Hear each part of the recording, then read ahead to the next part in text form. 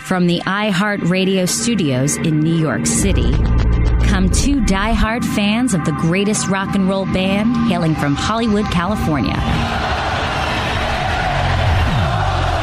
Dissecting all things Guns N' Roses and anything else in their distorted minds, it's Brando and Scotto. 'Cause you know what the fuck you are! And this is Appetite for Distortion. Try it again!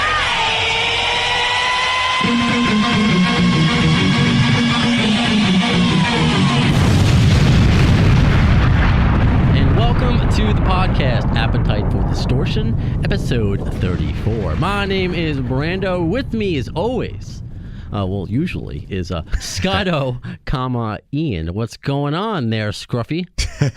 Nothing much, man. Episode 34, it's crazy. Actually, you know who I was listening to on the way to the studio on the subway? Who? For older guest, Rachel Loren. Okay.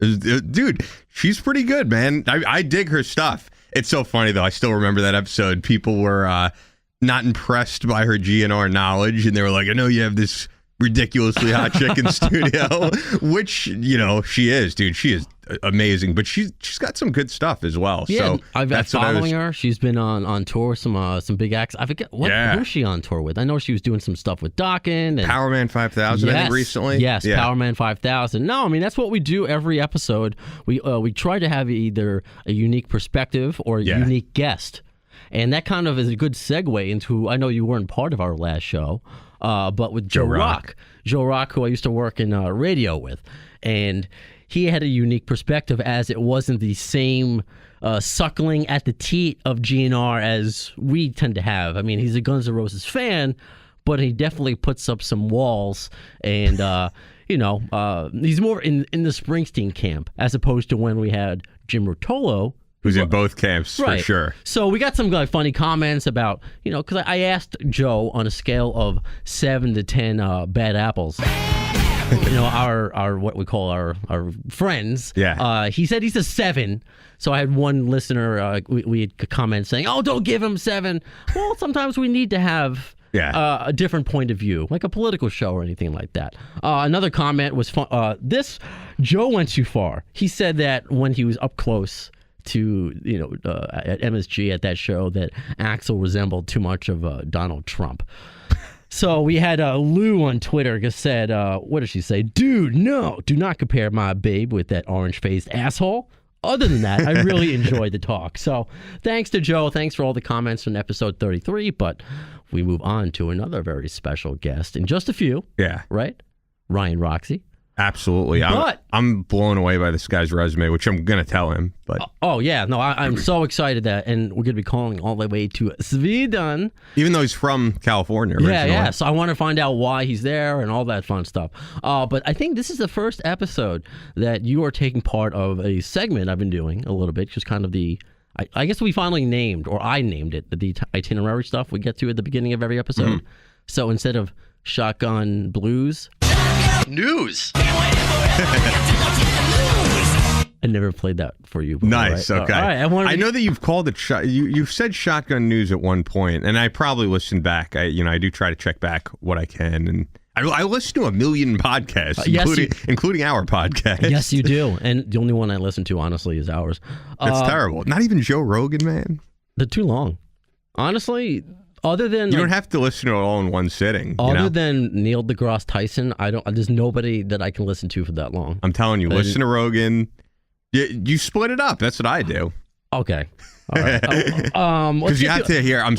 This is completely off topic, but you have to hear the interview he did with Tom DeLonge from Blink-182. Oh yes, that's because circulating. He is out of his fucking mind. That's it. Well, put a pin in that because that's another story that is fascinating. But in the Shotgun news, a couple things of note. Duff and another supergroup, this time with Mike McCready and Barrett Martin of the Screaming Trees, called the Levy Walkers, released a new tune called All Things Fade Away. To be fair, and I don't mean to, I don't say this to be a dick, like, is that really a supergroup? Because I feel like he is the superstar of that group. Well, Mike McCready, I think, is pretty fucking big. You think so? I mean, from it could Pearl be. Jam? Okay. So it could be outside of my wheelhouse then. Whatever you want to call it, but if you want to check it out, it sounds just very early 90s. You know, early 90s kind of, not sad grunge, but no, it definitely has like a dated but good sound that I like. And as all of you guys listening know, I mean, he's from that whole grunge scene, so that makes sense. Oh, totally. And Screaming Trees, of course. And another thing really quickly before we get on Mr. Ryan Roxie, speaking of podcasts, though, and speaking of Ryan, his buddy, Gilby Clarke, was recently on a podcast, interestingly named Just Distortion, not Appetite for Distortion. Yeah. So he talked to Distortion, an Australian podcast, and talking about his upcoming album. And he said a couple interesting things, talking about when he first joined the band, Guns N' Roses, of course, saying that they had just joined Arenas and how the band itself were kind of overwhelmed, and not just him. And I think that the band never really dealt with losing Izzy. And he's like, I think that bothered Slash as far as one of the major songwriters and how to proceed from there. So he's like, more people pay attention to that stuff now than they did then. But it's just an interesting thing. So that's on Distortion, Gilby Clarke. Hope to get him on Appetite for Distortion. Yeah, that sounds similar to what what people say about with like Jason Newsted in Metallica. Mm-hmm. You know, that they never got over the death of Cliff, and that's why on Ride the Lightning, and Justice for All, the basses turned down low, and it was almost like they didn't even accept him as a full-fledged member of the band. I think, isn't that what Bob Rock said in that Some Kind of Monster when they got Rob Trujillo? Saying, it's always going to be the three of you. Yep. It's going to be a rotating. Maybe there's something to that. Same thing with the Chili Peppers and a guitarist, right? Great documentary, too, right? Yeah. Don't you think? Yes. But let's put a pin in documentaries. Let's call Ryan. So joining us for the first time on Appetite for Distortion, both of us are absolutely psyched. Ryan Roxie, at Ryan Roxie on Twitter and Instagram, RyanRoxie.com. And your resume is pretty intense, dude, between Alice Cooper, your own band Roxy 77, of course, Gilby Clarke, who we all know, and a shorter stint in Slash's Snakepit from 1999 to 2000. And also doing radio and podcasting. It's just an honor to speak with you, man. Thanks, man. I'm one of those guys that's been sort of in the trenches of rock and roll for quite a few years. So the crazy thing about it is I'm still meeting new people that have never heard of myself or anything I've done before. So it's kind of cool. Every year you get new fans. Yeah, very cool for sure. So the first thing I was wondering, we have to make note because we try to live in, yes, this is recorded, but we try to live in the now because it's 2:00 here in New York City, but it is 7:00 your time, right, Ryan? Or 8:00? It's actually 8:00. 8:00. We are always about 6. You cut off right there. I hear something. You lose me? There we go. There we go. He's back from the dead. What happened there? Okay. That was one of my best lines. I said we're in not so sunny Stockholm. That's okay. Well, we'll make that work in there. I'll make it sound all terrible and rock and roll-y. That's rock and roll anyway. But so you're living in Sweden. That was the point I was trying to make. So we're calling. So I really appreciate you taking the time. So it's 8:00 your time. Would you normally be doing something right now? Or are you like a Monday Night Raw kind of guy? I hope we're not taking up your time. You know what? The perception versus reality is crazy because right now I'm making dinner for my 2 kids. Oh, nice. I love it. Okay. All right. Well, we won't keep you too long. I'm flipping burgers, man. I'm over here flipping burgers right now. They're actually having hamburgers tonight. Nice. So healthy. She's having a lettuce burger. So a salad. About that. So it's the first thing I was wondering, and I'm sure we'll get into like why exactly you're in Sweden, being a guy originally from California, but how did you get to know the guys, be it, Slash and Gilby Clarke? Well, we all were in the same sort of trenches of rock, which I said before. We were all in the same sort of club scene coming up in the mid 80s, sort of late 80s, in that whole scene, which we like to refer to as the hair metal scene, but all basically scrounging and living around Los Angeles. And the reason how I met Gilby was I think I had the same black leather jacket and black spiked hair. So he was in a band called Candy, and the guys in the band said, well, you kind of look like us. You want to join the band? So That seemed to be so much of the case back then. Like, you didn't have to play, but as long as you looked a certain part, yeah, you're cool. Come on. There's an old episode of the Brady Bunch called Johnny Bravo episode. Yeah. Johnny Bravo. I think I think it's Peter Brady or one of the Bradys gets the gig because he fit in the right suit. His jacket fit the right way. That's the reason you wanted me? Because I fit the suit? That could have been the way I got into Candy. I think I fit well into a leather jacket and Aquanet hairspray. I like it. So you are were you born and raised in California? Yeah, originally I'm from the Bay Area. I'm from outside of Oakland, California, and which for better for worse makes me a Raider fan. I'm sorry for that. I was actually wearing an old, I swear, I wish I had it on today, a Los Angeles Raiders hat from like 20 years ago. But I was there when they moved. When they moved down, I moved down to LA. So it was kind of But you're on the East Coast, so you might be a Jets or Giants, right? I'm a Giants fan, unfortunately, so I'm wearing a bag over my head today. This year's not so good. Not so good. No, not at all. So, how old are you? How did you get into, I guess, the rock scene growing up? Like, what kind of a kid were you? Did you always want to be a rock star, or did you fall into it accidentally?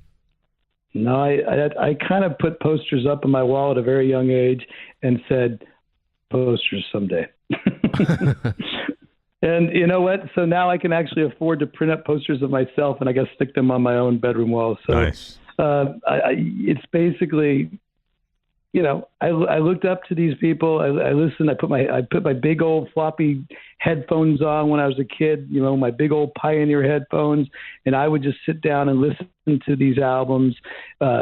Open up the cover, read liner note, from top to bottom, and immerse myself in music, basically do all my school homework with my headphones on, and basically just said, this is what I want to do for a living. I don't have a backup plan, so let's do that. So when I was 17, I moved down to Los Angeles, and luckily I came across Gilby and the guys in Candy, and I always tell people that, whatever band you're playing in currently will usually lead you to your next gig, and one gig led to another, and that's how I ended up meeting Slash and Alice and a bunch of other great people that I've played with over the years. Yeah, I was looking at your list of influences, and one of them that stood out to me was Steve Stevens, because your career kind of mirrors his in a way. Like Steve Stevens, I feel like, is known as the guitarist for Billy Idol. But then you look at what he's done, it's like the guy's played with Michael Jackson. He did the Top Gun theme, did that first Vince Neil album, which was actually a great album. And then, you look at you, and most people might know you, I would probably say, from Alice Cooper, just looking at the amount of albums you did with him. But then you look at all these other bands that you've worked with, and it's a really cool thing to aspire to, I think, as a guitarist, to work with all this awesome talent. Well, thanks, man. I appreciate it. And it's nice to be noticed for your body of work that you've done over the years when you sit back and you finally look at it and go, oh, wow, yeah, I did do like a heavy metal album. I did do sort of a very pop album when I did this album with an artist called Tal Bachman. So I've been lucky enough to be exposed to a bunch of different types of music, but to me, it's always been just rock and roll, and that's where my roots lie in. And guys like Steve Stevens, I mean, he's just one of my heroes growing up, and I think is it play great parts for songs, and that's what I've always tried to do the same. And I've always looked up to those guys like Steve Stevens, Elliot Easton from a band called The Cars, Neil Giraldo from Pat Benatar Band. Sure. These are just guys that play amazing. They put amazing parts to amazing songs. So I've always been inspired by those type of players. Do you like, because those kind of players, you may not, like, we know who they are, being in the rock world, but they may not be a household name, but they're crucial to the music industry and the bands that they're a part of. Is that something that you, and I guess because it's a Guns N' Roses podcast, we may liken it to maybe Izzy, you want to be in the background a little bit more, or do you want to be out there as a lead guitarist rather? Do you have a preference? You know what? I just want to play guitar for the rest of my life and call it my job. How about that? So it doesn't matter if it's going to be known, unknown, or somewhere in between. And I always say that I've been very lucky to have the level of success that I've had, so all-encompassing that I do have a normal life. Like, I can make hamburgers for my kids on a Monday night, and I'm not, I do have a very sort of normal life. And then when you're playing with Alice, when I'm on tour, it's a bit of a rock star life because I get to ride those coattails of a legend like Alice Cooper. Sometimes I look at Alice and I go, with his fans, but when my time with Slash that I was playing with him, I could see where, Slash didn't have a lot of private life. He didn't have any of his own time. It was always, in the limelight. So in some ways I'm kind of happy about that, but obviously I don't go on stage and perform so nobody doesn't look at me. That's stupid. Yeah. You mean like what Maynard does? Like how Maynard's usually just in the back while Tool performs, and then nobody. Well, he's a weirdo, so I guess he's the exception to the rule. Sorry, go ahead, Ian. Yeah, I was just gonna. There's tons of those guys out there. I mean, yeah. And some guys that actually don't want to actually tour, and to me that's always been the most as like being a rock and roll musician. At the end of the day, I look up to Alice. He's an entertainer, and that's what we kind of live for. We live for that sort of reaction. So, the traveling, all that stuff that can seemingly get you down, you better embrace it, because there's so much good that comes out of this job of being a touring musician, that the parts that might seem a little bit of a hassle or, tedious, not at all. When you really step back and look at the big picture, not at all. There's people that would pay to do what we get to do every night that we get paid for, And Alice is still on the road even after, he opens for Motley Crue's retirement tour. Just put out a new record. Just put out a new record. And you look at even Ozzy Osbourne is saying now this is going to be his last tour. We'll see if that's true, because I remember when he said that in the 90s. But just back to the question I was going to ask you about is, I assume of the group that you came up with, Slash was the first guy to blow up and become huge. And I just want to know what that was like, watching a guy that you came up with just become this major superstar. And how did it feel? Did you think that some of your other colleagues would get to that level? Well, let's put it this way. I mean, when we were all playing around town in LA in the 80s, everyone was playing gigs, whether it was the Whiskey or whether it was the Central, which later became the Viper Room, or whether it was, the Roxie. The GNR was something special. The first time I saw Guns N' Roses, I think it was around 1984, 85. It was a show at the Whiskey A Go-Go. I had just joined that band Candy I was telling you about, with Gilby Clarke and John Schubert and Jonathan Daniel. And we to the Roxy, and LA Guns was opening up the show. And then Guns N' Roses came on right after and just completely annihilated the place. This is when Steve Adler had like two drums. He had a big old kick drum and a snare drum and a floor tom and a cymbal. And he just bashed the hell out of it. And, all of us in the band Candy, we just looked at each other and we said, all right, so what do we do now? That's pretty funny. So I want to get, excuse me if I'm like skipping a few steps, because you keep mentioning, obviously with Slash, and I'm just looking at the track listing and I didn't know that you wrote, I don't know if you wrote all the songs on 8 Live Grand or if you wrote some of them, because that's, ever since I heard Mean Bone, back when VH1 used to play videos, like I call that like one of my forever songs, because that has been on every playlist I ever made. Back before iPods came out, it was on like a CD mix of mine. Just that whole record is phenomenal. And when I found out, not only did you, of course, play on it, but you had how much did you write? I don't want to put words in. We all wrote on it. Everybody, that in every sense of the word.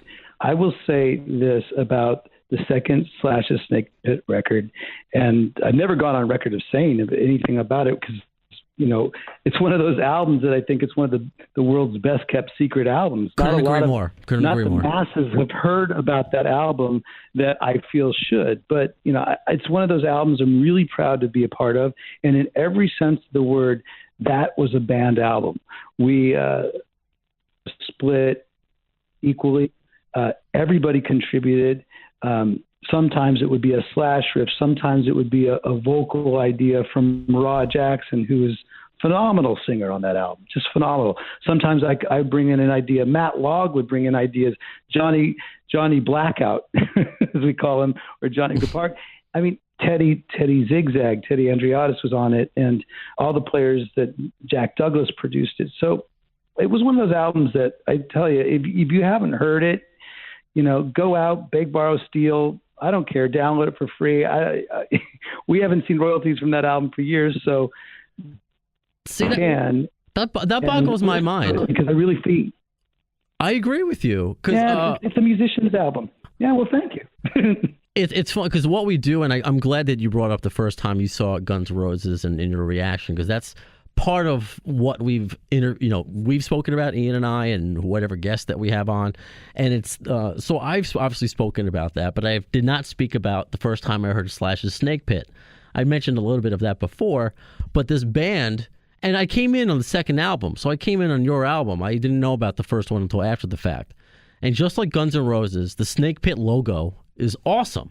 Just that cartoony, badass looking snake with the top hat and the cigarette. I printed it out on construction paper and I put it on my dorm room wall. I'm pretty sure that was Slash's brother that designed that. And I know that Slash they spent a lot of time sort of going back and forth and getting that logo right. I know Slash was really particular about it, and I'm glad it ended up the way it ended up as. Very cool. It was sick, but I mean, just like Mean Bone, Landslide, there's just, like you said, a lot of tracks. And when I started to do this podcast, I wanted to, expand my mind more than just listening to GNR, but kind of put them in a mix with every other offshoot of GNR. So I've been listening to a lot more Snakepit and just offshoot bands. And the more I hear from that record, I'm like, why weren't these bigger hits?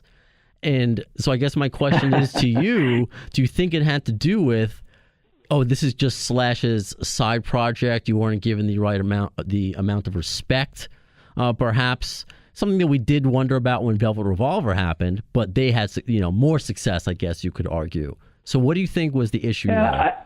Look, at the end of the day, when you put out an album, you never know if it's the right time, if it's the perfect storm, if it's maybe it's the right album but released at the wrong time. We had a lot of, I think, good songs on the Ain't Life Grand album. Maybe it just wasn't the right time because it was a weird time in music if you think about it. Yeah, it was like the height of nu metal, kind of, right? Yeah, like nu metal, rap rock, and here we are. I want to really tell your listeners and get them to listen to Rod's voice on that album. When I listen to the record, even today, I get the hair standing up on my arms on certain songs because of his voice.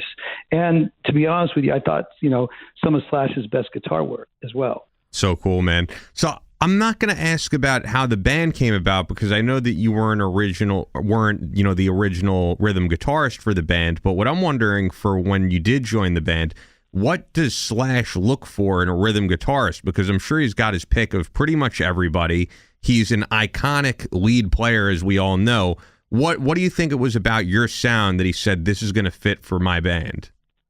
I think the fact that we played well off each other. We really bounced ideas off each other. We started it when he would come and guest on Alice Cooper shows, and he started showing up more and more at Alice Cooper shows. And so I kind of knew something was up in the back of my head. I was like, okay, well, Slash just keeps showing up, and he keeps sort of, stumbling over to my side of the stage when we're playing these Alice songs. And back in those days, yes, it was legitimate stumbling. And the thing was, we would play well off each other. Like my parts would kind of complement his. So then when it came time for us to write together, I always was able to sort of write a counterpart to his that seemed to jive. And, it was a good chemistry with it when it came to us playing music together. You kind of have to understand, I was there for the beginning because I was actually touring with Gilby Clarke when the whole first Snakepit record was and being recorded. So I was literally hearing all the conversations going because I was playing guitar for Gilby Clarke at the time when he was doing his solo tour, and then he went directly into the studio right after his tour ended. So and of course I've over the years I've played with Matt, I played with Brian Tichy, Eric Dover and I played together for many years in Alice Cooper's band. Mm-hmm. So the history runs pretty deep between the Alice Cooper band and Slash the Snakepit. In fact, a lot of people don't know this, but when I first joined the Alice Cooper band, originally one of the ideas floating around was that the two guitar players for that 96 tour when I started was going to be Gilby Clarke and myself. Okay. Very cool. On that first Alice Cooper tour. Unfortunately, Gilby had to keep doing his stuff with his solo record. He had some commitments with his own. But that idea was Gilby and I playing, handling the guitar work for Alice. So I've been around, that whole scene, the first version of Snakepit, and then obviously the second version that in Life Grand. With that knowledge, what I'm wondering then, how long after the demise of GNR did Slash say, I got to put together this band, and like, how did that all come about?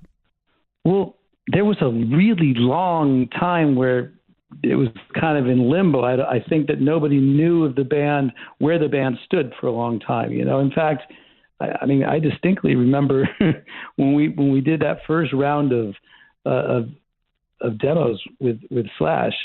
He just we listened to it and we listened to the songs, and I just looked at Slash. I go, who'd be the perfect singer for this?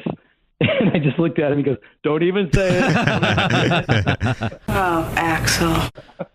It was always, It was always in his mind. I think it was definitely in the back of the conversation. So I think everybody kind of knew that this would eventually come full circle and they'd be playing together again someday. So then with what Snakepit was in that first record, and then changing, players in the second. I mean, now I guess he's settled on Miles Kennedy when he does his own records. But like the first Slash record had a different lead singer on it every time. So what do you think that's about? Does he like working with all different singers, or he hasn't found, other than Axl, the right one? Or does any of that pertain to what happened with Snakepit? Well, I think one of the first ideas that we had come up with was that idea of getting a different singer for every song when we were first jamming, because we couldn't find that. We'd tried out a lot of singers up to that point. And then, I just would always say, well, Slash, you're friends with all these guys, whether it's Iggy Pop or Lenny Kravitz or you're friends with all these guys that are sort of personalities. Just make an album with a different singer. And luckily for us, Rod Jackson sort of stepped into our lives. He's such a mystery, that guy. It's like we heard, there's some guy from Santa Monica. I think he lives under freeways, and he walks in the night. And he just walked into our studio with he might have been barefoot. I swear he might have been barefoot, just like Jesus. And he just unleashed this voice. And then right when we heard Rod's voice, we said, well, there you go. We found our guy. Yeah, no, since the first track, Been There Lately. That's still one of my favorite tracks and still one of my favorite records. It's not just because you're on here. So he definitely has that voice. And when I saw that, it was like a concert vid of Mean Bone. I was hooked. Just like that. So right. It's interesting that you brought up that idea of the different lead singers all those years ago, and then he did it, something years ago with Ozzy and Adam Levine. Yeah, it's not like some idea that it's like no one ever thought of him. Sure. in his ear for years, he's like one of the biggest influential of our generation, you know what I'm saying? So he's got that respect of every, singer that's out there. So why not use that, to your advantage? And I thought the way he, that first record with all the different singers, I thought that was a great, it was a great approach to that album. And I think it definitely ended up being positive all the way around. There's been a lot of rumors over the years from people inside and people who probably aren't really inside that Slash had, during his time in Snakepit and away from Guns N' Roses, had this obsession with Axl Rose, and that there were songs written that were, that were meant to be shots at Axl, but no one really knows. As someone who truly was on the inside, is that bullshit or is that the real deal? I honestly don't think so much about that. I don't think that Slash consciously did that at all, because I think Slash he's the riff guy. He comes in with some of the most kick-ass riffs I've ever heard, and everybody knows that. So, if you're going to try and flag somebody with a riff, maybe, I don't think so. I mean, like I said, I think, strength is that his sense of timing and the style that he plays. Like when you hear a guitar solo on the radio, it's him. If it sounds like him. So, certain players have that ability to do that, and I think that's what we all aspire to do as guitar players. We aspire for our own sound, our own tone. Slash has been able to achieve that because, when you hear a GNR song and you hear the guitar solo, you go, oh, yeah, that's Slash. Or even if you hear a different song. And there's very few guys like that out there. There's like Van Halen. That when Eddie Van Halen plays, that's Eddie Van Halen. When Randy Rhoads plays, hey, that's Randy Rhoads. When Angus Young plays, hey, that's Angus Young. So, the fact that one of our guys from our generation with those names I just mentioned, that says something. Yeah, he has absolutely an epic tone. So is that to say he didn't have any hand in any of the lyrics on the Snakepit albums? No, he did. He actually would come up and come up with ideas with Rod as well. And like I said, it was in every sense of the word a band album. The whole process was fascinating to me because you mentioned earlier my short stint in Snakepit. It didn't feel like a short stint, let me tell you, because we made that fucking record 3 different times. Wow. We basically recorded it with Jim Mitchell, who's a great engineer that was down in the studios every single day. He's just as much a part of that as the band was. So Jim Mitchell, we recorded I think once or twice with him, and then Jack Gillis came in and produced it as well. So every single day, our band all time was around 12 noon. Now that didn't mean Slash showed up at 12 noon. We're all in his house. So we used to have this thing called Slash Time, and I'm sure Slash is still operating on the same clock, but it was. Well, it's 5 o'clock somewhere. Sorry, I had to make a Snakepit joke there. I know it's the other one. I left you that one. I left you. Thank you. So the thing was, he'd come down from somewhere in the house. We lived in a place. He lived in this place called somewhere in Beverly Hills. He called it Hotel California because it literally looked like the place. It looked like the album cover, Hotel California. Nice. And so he come down every single day from around 1 or 2 in the afternoon to like 10, 11 midnight. We'd be down there, writing, getting off ideas. I mean, there was a lot of songs that didn't make the actual Ain't Like Grand record that could easily be on a record, any one of his current records as well. Because I'd say that Slash's strength, his riffs, they kick ass. And the cool thing about those riffs that we wrote for that album, I think there's a certain a bit of timelessness to them. So you can put it on now, or you can put it on 10 years ago, or hopefully 10 years from now, and it kind of all sounds rock and roll. That makes me wonder, is there maybe an anniversary edition in the works with like a extra disc or something of unreleased material? I would love it. Well, I think Slash has his hands full. He's going to be making the next GR record for the next, So you think that'll happen? Yeah, of course it'll happen. Why shouldn't it? I mean, patience. They wrote that song Patience a long time ago, man. So you just have to have it. Exactly. We have no choice. So I guess take us through what did not feel like a short stint in Snakepit.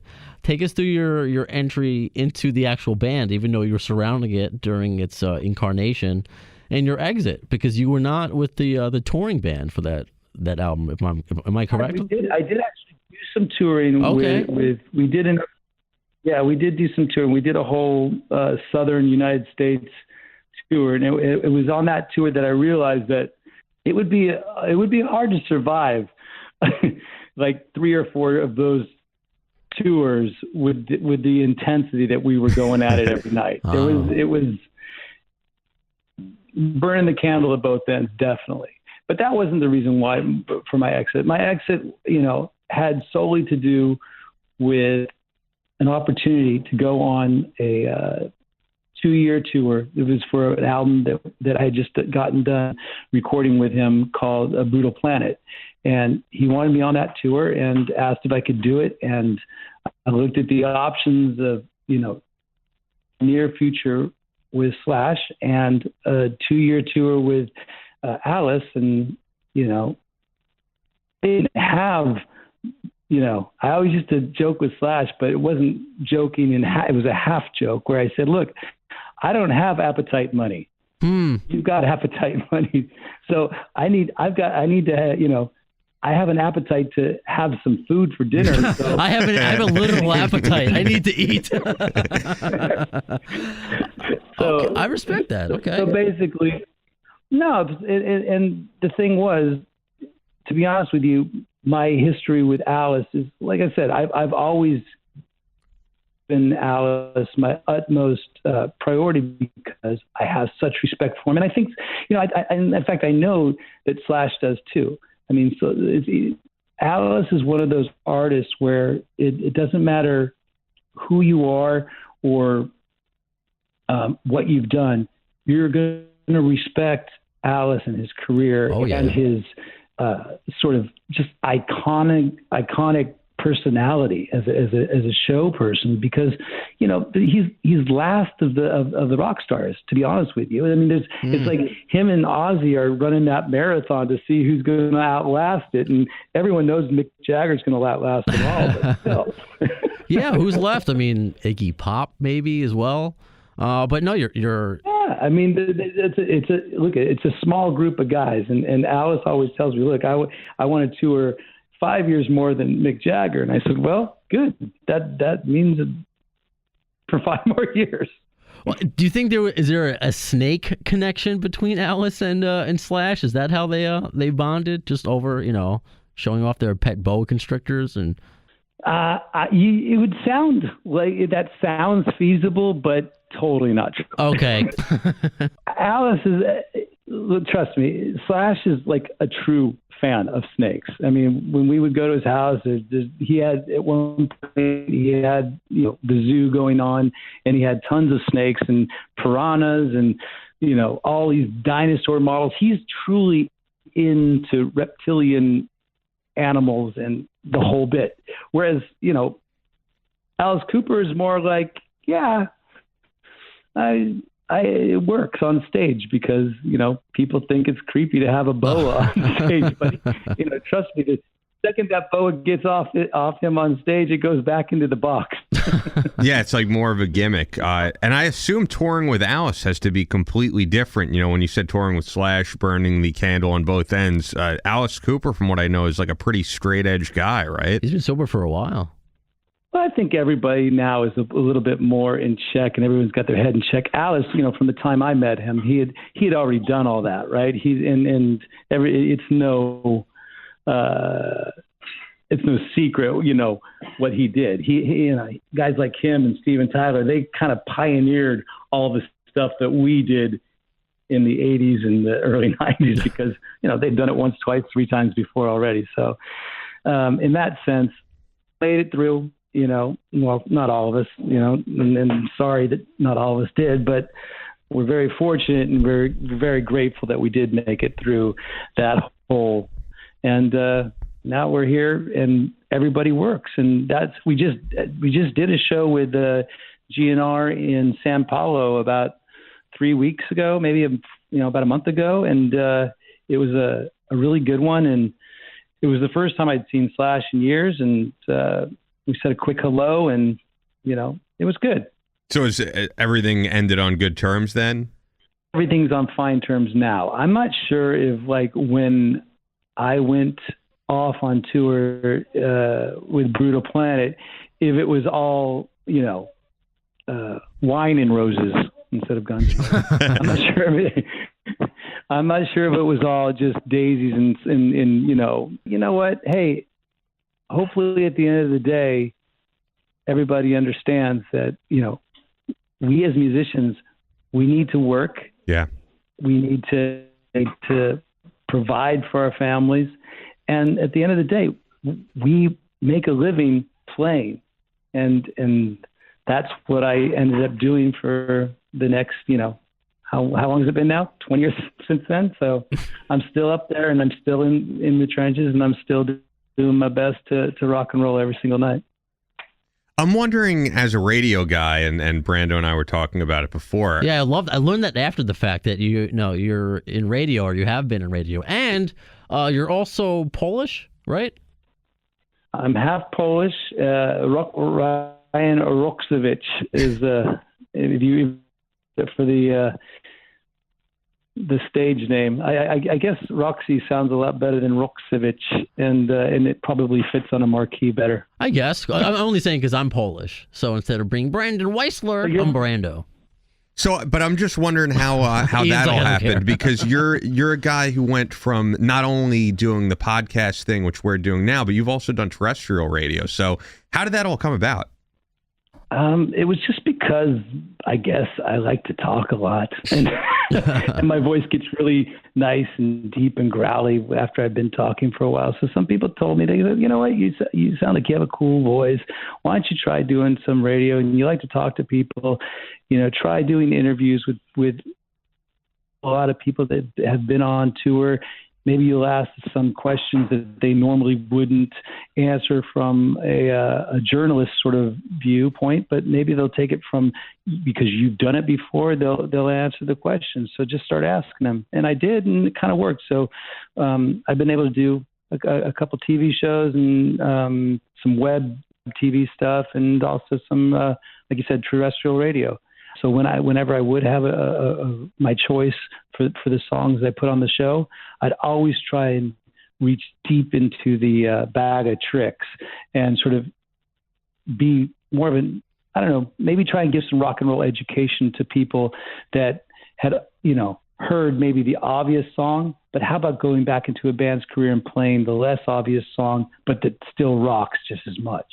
Oh, sure. That's kind of radio 101, what we want, but there's a lot of program directors who spend millions of dollars to tell you that you need to play Stairway to Heaven for the 100th time in a row. But, no, I'm with you. I mean, someone like you who can get away with it, like I know, like Little Steven's show can get away with playing the rarities. So I definitely appreciate that. From one DJ to another, I appreciate that. But you've done radio in Sweden too, as well. Yeah, I did a show called Roxie on the Rocket FM 103.6. Rocket FM is the college station that's like right here in Stockholm. So. Yeah. How is radio there? I want to know how it's different. Is it different there? Because I work with a lot of radio stations, from around the country and around the world. So I like working with. There was one that came in from South America and the UK. So I like seeing how different shows operate. So is there a difference between American radio and? I think there's less sound effects, so there's no fart noises. You guys. You mean no sound effects? I don't know what we're yelling about! So, there you go. all right. Well, sorry. I have some sound effects. All right. So they have more highbrow radio in Sweden. Okay. I wouldn't say that. I just say that, we can't afford the sampler. So, Okay. So what was the original reason for moving to Sweden? Yes. Oh, that was because I was married before to a Swedish girl, and our two kids are Ameriswedes. So we, in the process of the last 10, 12 years, we split up, and now I'm remarried to a South African. So you got a guy from California, a girl from South Africa, and two kids that are half Swedish and American that just want to live someplace where it's warmer. You just want to go where they make some pretty awesome horror movies in Sweden. Let the Right One In is one of my favorite ones ever. And America made a remake, and they ruined it, of course. Sorry, I'm a horror freak, and everything that they make here in Sweden is actually really high quality. As you think about it, when you think about the technology, you think about just all the different types of music that's high quality that comes out of Sweden and Scandinavia. There's the whole black metal scene. Sure. The whole indie pop scene that comes out. The whole just like straight ahead rock and roll that comes out, doom music. There's so many different genres and good genres of music that come out of Sweden. So I'm actually really happy to be part of that music culture here. I was in a band that we made. I was on 2 of the records, but they put out 3 records. But I was on the first 2. A band called Casablanca. And if you haven't heard of them, that could easily fit into that whole. If you're talking about the family tree of from Slash and all the stuff that I've done after that, go check out Casablanca. The album's called Apocalyptic Youth. Okay. And that's another one of those albums that I hadn't heard, but maybe when you do hear it, you'll be like, oh shit, this is one of those ones that maybe fell through the cracks. Some really good music on those albums. Nice. We will. That's what we do here. So, I'm going to hold you to it. And I'm going to also hold you to playing my new solo record when it comes out early next year. So that's what we're working on. Yeah, right we'll now. definitely play. I just finished. I've done some albums under the name Roxie 77. With an American lineup with Mike Pisano and Jeff Morose who played bass on it. But they were the American lineup, and then I have a Swedish lineup. I made an album called Roxie 77, 2 Sides to Every Story, and that had Anton Schorbert on drums, and Swedish guys, and Magnus and Eric Riedman, and drop all these names. I feel like I'm winning an Academy Award or something like that. No, that's awesome, man. I won't make any playoff music. Don't worry. And we'll definitely play some clips of it on the show when it comes out. That's really cool, man. He's going to come back on, and he's going to tell us about the new record. That's how it's going to work. That I'm excited for. Let's make that a deal. I'll come back on when so like I said, I made these Roxie 77 albums, but this is the first solo album that I've made. I kind of, the producer that I worked with, Christopher Follen, he said, listen, Ryan, a lot of people know you from Alice, and they know you from playing with Slash, and they know you as a guitar player. You've done these Roxie 77 albums where, you singer-songwriter type stuff, and you do play some guitar solos on those albums, but it's not focused on that. Let's make an album focused on your guitar playing. I said, okay, well, I'm still going to write the songs I like to write and the songs the style of which I like, but there's going to be a guitar solo on every song. So we did 10 songs, 10 guitar solos. Nice. That's awesome. The world is void of guitar solos. You need more of them nowadays. So I appreciate you donating to the cause. Well, you know what? If you can try, and the thing I'm most proud about is that some of the songs are 3 minutes long, 3 minutes, 3:10, you still got a guitar solo in there. So if you can fit a song with a guitar solo and under 3 minutes, rock and roll. Yeah, that's like rock and roll for the millennial. There you go. Yeah, it's funny because as Ryan was talking about, Slash's Snakepit possibly being at the wrong time, I think like the grunge era, the new metal era, you could kind of say killed the guitar solo. Like a lot of those bands, you don't hear a guitar solo in those songs, and they got rid of like the flashy sounding 80s guitar. solo. So, I'm looking forward to hearing that. It's funny, you were saying like all the awesome stuff in Sweden. There's allegedly some very sexy ladies in Sweden as well, right? I've heard, but you know what? I'm bound by wedding vows now to say that the hottest girl comes from South Africa. All right. Here's the comical thing. And Natasha Grace's mom, Victoria, she's Swedish, and she's more petite and brunette. Doesn't look as Swedish as Bianca, who I'm married to, who is like 6 feet tall and blonde. So it's weird that the South African looks more Swedish than any of us in the entire family. Very cool. It's true. I think that's what I mentioned before. There was a radio show from South Africa that came up here to Tribeca they were visiting New York, and there were definitely some beautiful women on that radio staff. But I was professional.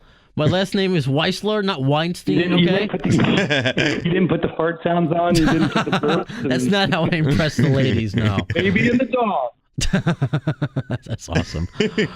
Well, Ryan, it really was like a pleasure to talk to you, and the fact that you responded, just how open you are to talking, and just when we put it out there to our listeners that we were going to talk to you, just the feedback that we got that our listeners can't wait to hear from you is just super cool. So I think it's okay, especially since Ryan is going to come back when his record comes out, to officially anoint him a bad apple.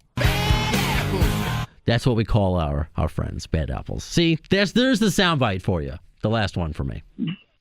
All right, and I actually get a soundbite to go with that. That's perfect. Yes, you're a bad apple.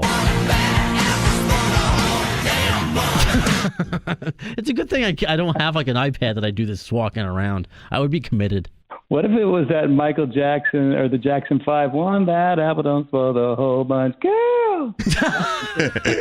I may have to add that to the archive. That one wouldn't go over as well. Maybe not. I mean, there is a connection. Slash did play guitar with Michael Jackson, so it's the I'll 6 shoehorn the thing. reference in there. That's fine. One bad apple don't spoil the whole bunch, girl.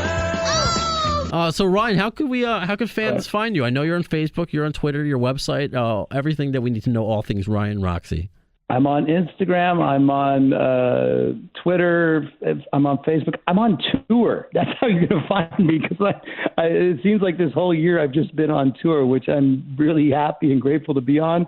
But, man, this has been a long one. This year, Alice has done over 100 shows. We've been to 5 of the 7 different continents.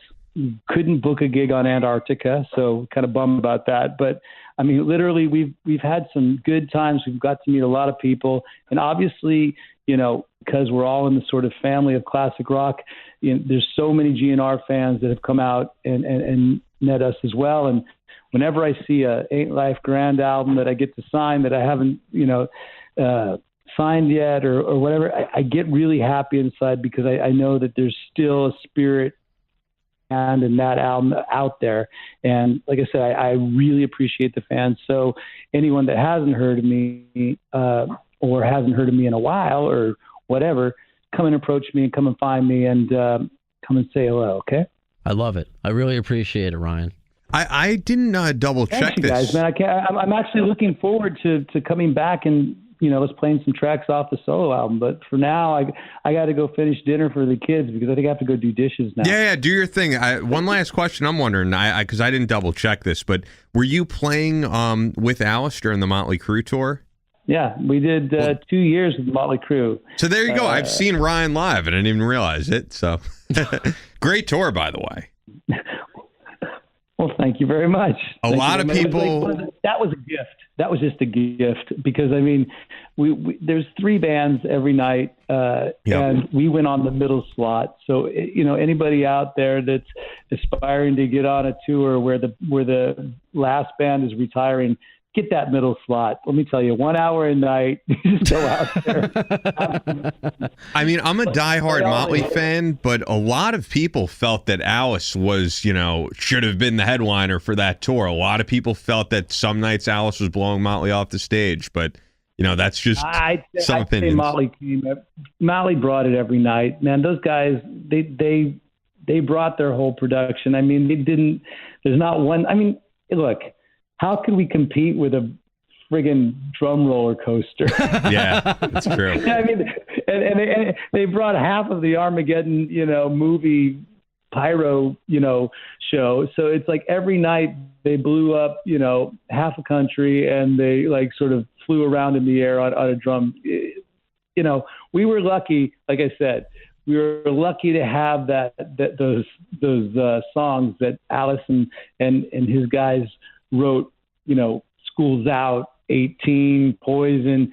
We're lucky to have those songs in our pocket. So when we played them, it was like, okay, the crowd knows these songs. And that's, like I said, always the beauty of playing with Alice is wherever we play, whenever we play, you're going to know, one, two, or maybe the whole entire set of songs because he's that type of guy. That's why I'm really lucky to be able to play with him. Amazing. One super quick question, and then I will let you, because I don't want your daughters getting mad at me. And it's regarding Alice. Not my daughter. Do you foresee, and I asked Catherine, Alice's radio producer, this question, do you foresee Alice ever going on stage with Guns N' Roses again to perform The Garden? It would have been perfect to perform at Madison Square Garden, but that did not happen. I know. Wasn't there was 2 songs off that album, right? There was The Garden, and then there was another song called Garden of Eden. Right, and Alice played on The Garden. Use Your Illusions. You know what? Garden of Eden was my favorite video that Guns N' Roses ever did. The fishbowl lens? I love it. Absolutely. But okay, now I digress. So do I think he'll actually go up? You know what? I think, why not? Because Alice is, you just saw him. I don't know if you just saw him on David Letterman. Mm-hmm. Or not David Letterman, but you saw him on the Jimmy Kimmel show with Dave Grohl. Yeah. Oh, and he cut off his head? But, oh, dude, it was amazing. So, I was so proud of the way Alice performed that song on national TV, Ballad of Dwight Fry. That to me was something so rock and roll because, listen to that song. That's so not what mainstream America was ever about, much less, late night TV. And here he was doing this production. It was how the Halloween show, cutting his head off, doing the whole theatrics and having the Foo Fighters backing him up. That was amazing. I wouldn't hold it past Alice, getting up on stage with anyone. I know his dream would be get up on stage with the Stones at one point before the Stones stopped touring. So we just got to try and get on that tour, I guess. All right, let's try to get a Stones Cooper GNR tour going. All for that. You know what? We wouldn't even go on middle slot. We would gladly go on first. I'm sure. Ryan, thank you again. Go enjoy your hamburgers. Again, please stay in touch, and we'll definitely talk to you soon. Thank you again. Appreciate it, and thanks for sparing all the sound effects and fart noises. And hopefully we'll see you guys soon. All right? Thanks, absolutely. Man. Thank you for taking the time. See you guys. I just think that was fucking cool because I know you weren't so big into Snakepit, I guess, growing up. I don't know what your perception was of them. Were they, maybe it was like that for me with the Juju Hounds. I got into them later. They were kind of just always in the back of my mind, never really paid attention. But Snakepit, like I told you, in my dorm room, I had the logo on my wall and, on my Winamp, I had that entire second record that Roxie was on. So just to talk to him all these years later, it's just cool. It's another experience through this podcast, how he spoke to Anthony Bozza. I read his books years before interviewing him. So it's another one of those. It's a cool moment for me, and I hope you enjoy this interview as well. Oh, yeah. And I didn't realize that I saw Ryan live, which was pretty cool. I'm wondering, I forgot to ask him if he was touring with them. I think I saw Alice in 2002, maybe? If you look at how long he's been in Alice Cooper's band, kind of like on and off, it's a really long span of time. Yeah. So, really cool. And I actually do think it looks like Alice Cooper is going to outlast Ozzy Osbourne because Ozzy is saying this is his final tour. He's doing like a 2-year type thing. It's going to start next year. Yeah. The same way like Motley Crue did their final tour where it was like this long 2-year thing. I do believe this will be the last one though this time because he's getting pretty up there. He is, and he said he wouldn't negate doing some one-off shows. Yeah, so like Bark at the Moon during the solar eclipse. And it actually happened. That's so cool. I have a friend who went to that. because it's amazing. Like only with Ozzy could that happen. Yeah, But- if you're a radio nerd, you might know him. Derek, aka D-Bag, who was on Sam Roberts' show at the time, and then Jim Norton and Sam. Okay. So yeah, he went all the way there to see Ozzy Osbourne perform "Bark the Moon" during a full solar eclipse. That's incredible. So actually kind of segues into a little bit like what do we talk about? I guess this is not the final Guns N' Roses tour. I'd like to hope. No way. Yeah, I doubt it too. I mean, just because there's certain things with like the Duff supergroup we spoke about, or These are small things, though. Right. You know what I mean? They're not playing arenas. No, or the ambiguous comment. I forgot who from the conspirators said it, saying that they're looking forward to next year. Yeah, one thing you never know. I was gonna ask Ryan, and then I kind of opted out of it when I was like prepping for the interview. Was if he thinks Slash misses playing these small, intimate gigs. But I don't think he does, because the fact that Guns N' Roses now and again are like, all right, we're going to do this show at the Apollo for Sirius XM. So they get that like intimate experience out of them and then go play MSG.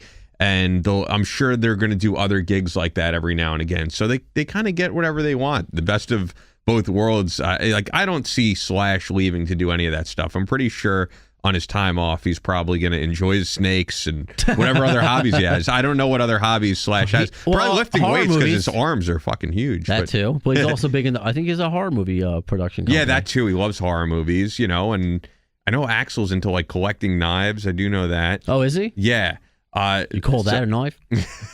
So yeah, I think their time away. Well, actually, with Axel doing Axel DC, if that comes about again, I mean, he hasn't had any time off. So, unlike Duff, I think when Slash has his time away from the band for a few months, I'm pretty sure he'll enjoy it with his girlfriend and all that stuff. Yeah, that probably. Because there was one comment from one of our new favorite listeners, Tomislav from Croatia. I love the fact that all over the world, Sweden, out to Croatia, he goes, "Hey guys, I have an idea. I think we just need to put pressure on GNR to make a new album. I think it's about time. Let's go." So maybe.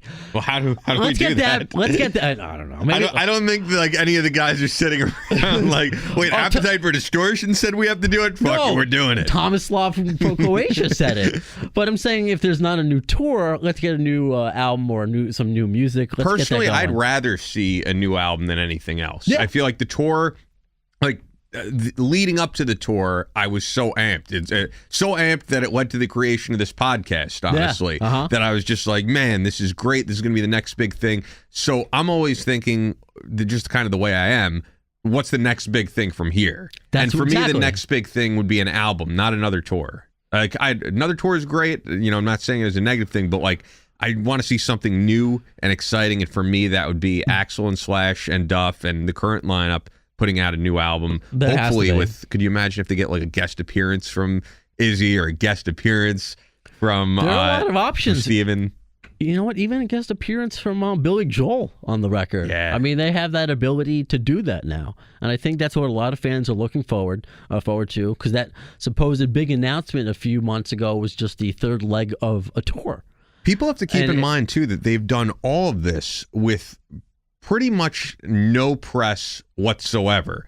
So the thing is, odd press. Remember when you were sending me texts of the when they had the casino thing, slot machines, the slot machines, and then they had. That's not even press, it's just. That's what I mean. It's odd press. Yeah. Like, what would you call that? That's like. I think it's just another venture, to make money. Honestly, Or what did you see in theaters that you said you saw, like some sort of quick preview beforehand? I didn't. I remember, but before the Star Wars movie. Yeah, it was like a 10-second thing. Yeah, and it was all over the internet. Yeah, so there were like these little Blues Clues everywhere. It wasn't like real press. It was just, But if they decide they want to do like another massive tour, and then they start going on like Jimmy Kimmel, as we were just talking about, and, Jimmy Fallon and all that stuff, and, and just...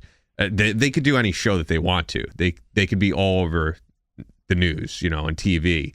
But they've just opted not to. But they could definitely reinvigorate some enthusiasm and probably do another 3 nights at the Garden a year from now. So it's the possibilities are endless. What I personally would like to see, though, is a new full-length album. Yes, and less covers. I like every single one of these covers. I really do, especially Wichita Lineman. I fucking love it. Yeah. But you got to bring back some of the the older catalog. That's just like what I want. So I wish I. Which I guess they do though. To be fair, they're not doing a greatest hits set. They're doing greatest hits and some obscure stuff. Oh, the fact that I heard yesterday's at MSG was amazing. I was very happy with that. Yeah. So yes, I do agree.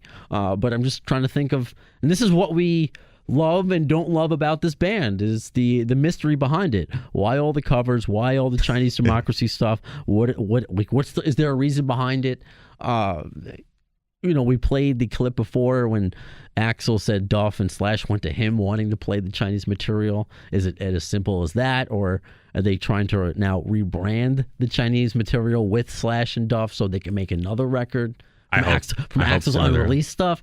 So there's a lot of questions. Yeah, if it's a Slash album, I want to see Slash writing on it and Duff writing on it. So that's I agree. I agree. I wouldn't want to see them redo or like do DJ Ashba material or even something. Buckethead. No offense to Ashba. No, even Buckethead. Even watching, which I try to take a page out of your book and not watch the live shows and just enjoy it when I'm there.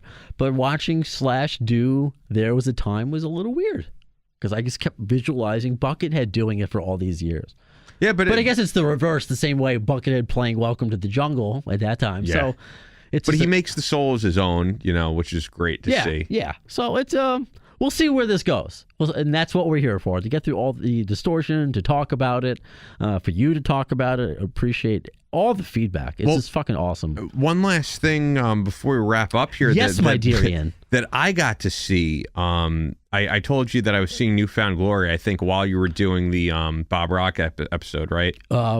Joe Rock. Sorry. While you were doing Bob Rock would be awesome. While you were doing the Joe Rock episode, yeah, I was surprised. Saw Newfound Glory. Yeah, no, I'm a fan of theirs. They're like the only band I like of that genre, pretty much. Okay. But so what they did during this whole 20-year anniversary tour, every single night they did 2 different albums in their entirety. That's pretty cool, and I've never seen that done before, and they were not done in order. They just mashed around both albums and did every song from those 2 albums. Oh, wow. And then threw in like another 2 songs. Interesting. I would like that. Yeah, I think it's a cool. Could you imagine seeing Guns N' Roses do both The Usual Illusions in their entirety? I just cream my pants.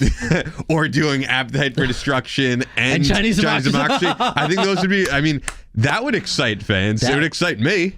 That would excite me too. Absolutely. Well, there's a lot of possibilities, and I guess this is, again, the double-sided or double-edged sword, that we don't know these things, but there's a lot of possibilities that we can ponder about and think about and get excited for.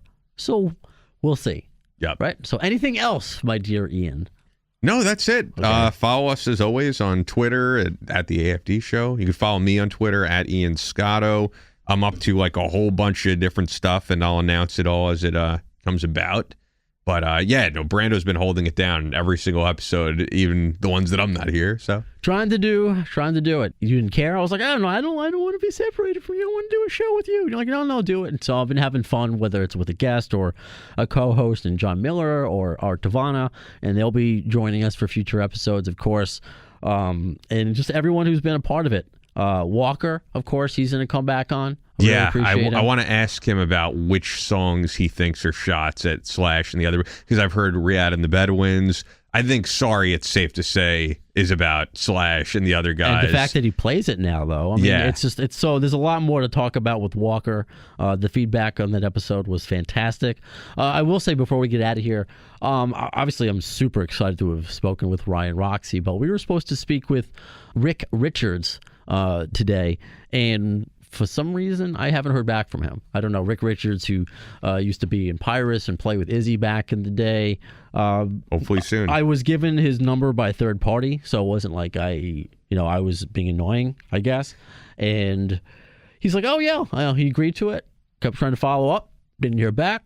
I'm not, since I've been in therapy and I'm on medication, I'm not going to take it personally. And just say, I hope he's alive. And hopefully we'll talk to Rick Richards sometime in the future. I know I just mentioned it on the Joe Rock podcast, thinking it was confirmed. Yeah. So if you did hear that, did not forget, I like to keep things real here. So hopefully sometime in the future, but definitely some more exciting guests to come. I will say that. Rock on. All right, so as far as the next episode of Appetite for Distortion, well, in the words of Axl Rose concerning Chinese Democracy, I don't know, soon is the word. but you'll see it. You've been listening to the distorted minds of Brando and Scotto, dissecting all things Guns N' Roses on Appetite for Distortion. Follow the guys on Twitter at The AFD Show and on Facebook at facebook.com/The AFD Show.